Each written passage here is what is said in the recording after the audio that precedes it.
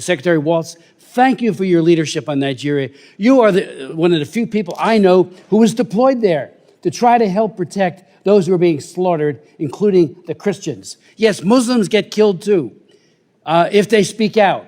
Christians get targeted because of the infidels, and the radical Islamic belief is you deserve to die. And whether it be Boko Haram, ISIS West Africa, or the Fulani, we need to do more. And you have taken the lead on that. And you might want to speak to that if you would, because I think Nigeria is one of those cases where if the government gets serious, and I mean really serious, they can come off the CPC designation, but do so by meriting it. I yield. Well, thank you, Representative Smith, and thank you for your long history of taking these issues on and actually getting out there on the ground to see them firsthand rather than opining from D.C. And I will say, I have to give credit where credit's due. Secretary Guterres has taken on the issue in a meaningful way of not just peacekeepers, but it's often local vendors being paid by the UN who are conducting this type of abuse. On Nigeria, yes, we are taking the persecution of Christians very seriously.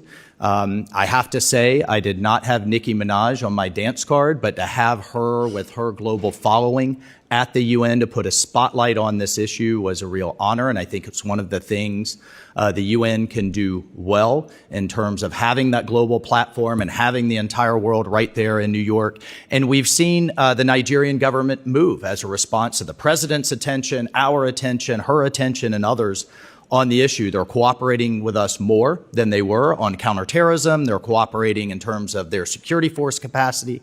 They still have some work to do, frankly, in terms of the Sharia law that is in place in many of these local provinces. And make no mistake, churches are being burned, pastors are being executed, people are being arrested literally for just wearing a cross around their neck. And the Christian religion is the most persecuted religion in the world right now. And this administration and I, as its representative at the UN, are taking it incredibly seriously in every action that we can.